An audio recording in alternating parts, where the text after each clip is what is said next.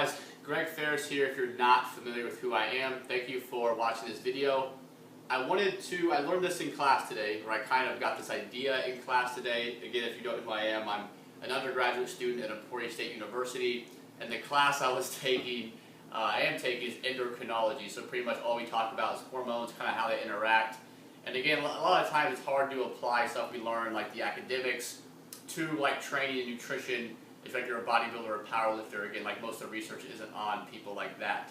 But I did want to kind of represent this and present this as a hypothetical situation for why maybe branched chain amino acids aren't beneficial. Having protein during your training isn't beneficial. Again, I want to make this perfectly clear before I start. This is speculative and hypothetical. So I'm not saying that I'm proving anything here. I'm just kind of wanting to get this off my head really and maybe spark some interest of someone else who thinks this is cool. And I'm kind of using this to reach out. If anyone more knowledgeable than me, people that come to my head, like Alan Aragon, of course, Eric Helms, Jeremy Lineker, someone like that who knows a lot more about nutrition, wants to weigh in on this, kind of like what's the problem with this, what am I overlooking, or like, yeah, that kind of makes sense, I would love to get any feedback. But again, purely hypothetical, want to make that clear, but I hope you guys find this useful. Okay, so J-Mill, my boy, is going to kind of come in here, ignore some of the stuff on the screen right now, but we do have something called the G cell, and again, this isn't going to be really complicated. We have the G cell, the parietal cell, the chief cell, and some other things on here that I haven't filled out yet. So pretty much what we're talking about, I'm going to fill this out from this angle. Gastrin is a big playmaker here. So again, it's not incredible that you guys know like these hormones and what they're doing and all this stuff, just kind of in this context. So gastrin is a hormone. It's going to work on the parietal cell to make HCl. Okay, again, this is really oversimplified, but you'll see the point. So gastrin's kind of job is to work in the parietal cell to make HCl. Pepsinogen is our inactive form of digesting proteins. So the reason why it's inactive is because our body's made of other proteins. So if we couldn't distinguish between the proteins we're trying to eat and the proteins like the building blocks we already have, we would just be digesting everything, and that's not a very good scenario. So this kind of connection here, this HCl to pepsinogen, again, HCl is what makes your stomach really, really acidic, like pH of 2. So in your stomach, it actually turns into pepsin. And I kind of have an arrow down here. Hopefully you can see pepsin is the active form. So I'll put A for active form that actually digests proteins and more correctly amino acids. So again, that's kind of the basic you need to know about the role of gastrin, HCl, the inactive form, and then the active form of pepsin. Okay, so that's kind of the endocrinology part of this. So again, this is kind of how the hormones work in a vacuum is the best way to explain it. But anyone that kind of knows physiology understands that we do have several different systems and they don't work independently of each other. They actually work in conjunction. So we also have what we call that's not how you spell it, sympathetic, so I'm going to say SY, nervous system, and the SY, just to save some time, nervous system, okay? So anyone who's maybe taken like even a basic like psychology class, you've probably heard like the fight or flight response. Again, if you're more versed in exercise physiology, you understand the difference between these two kind of nervous systems.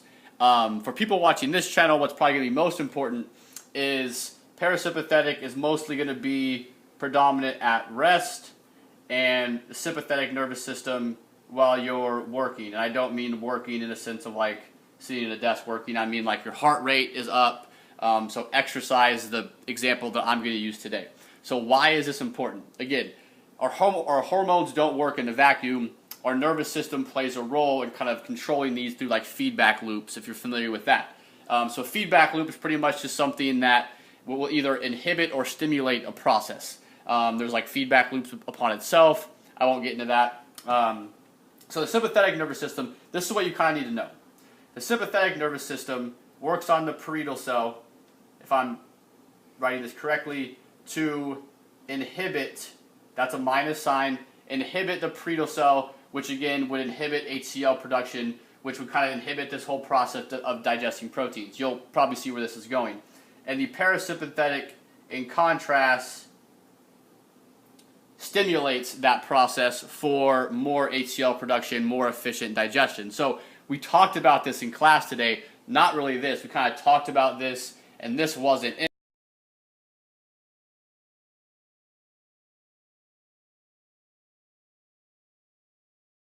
in there. I just kind of added this to it. So that's kind of, I don't want to say my hypothesis, but my thought. So again, your sympathetic nervous system, when you're working, you're kind of decreasing this whole avenue of digesting proteins. So again, kind of the whole topic of this, BCAAs during your workout,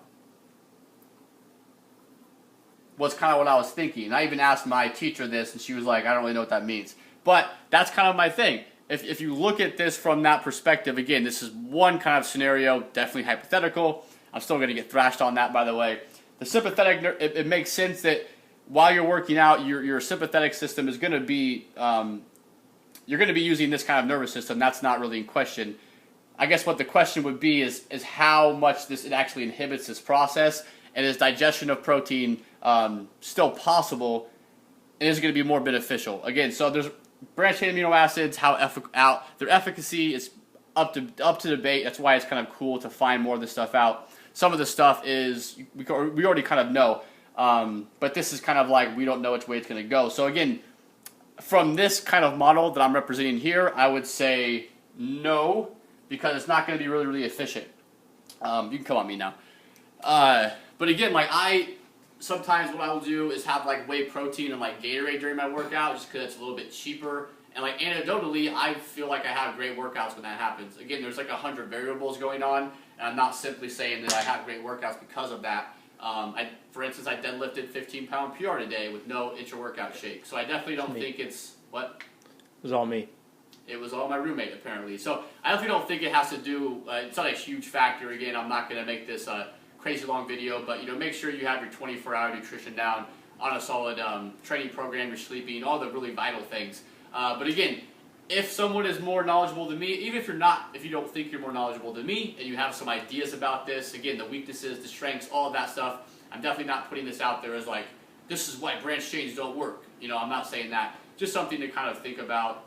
So yeah, guys, thank you for watching the video. Again, if you can share this video so someone like really, really smart can see this, like Eric Holmes or Jeremy Lindeke or Lane Norton or someone like that, I'd really appreciate it.